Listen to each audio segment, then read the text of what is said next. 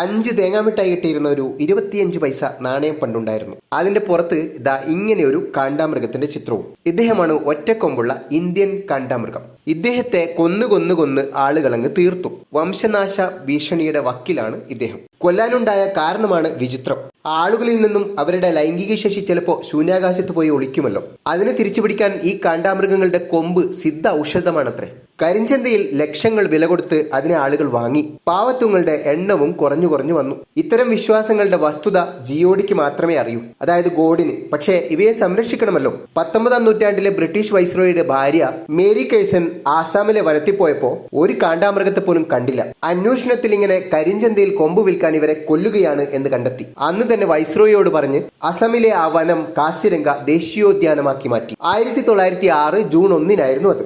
ലോകത്തിലാകെയുള്ള കാണ്ടാമൃഗങ്ങളിൽ 80% ഈ കാസിരംഗ ദേശീയോദ്യാനത്തിലാണ്.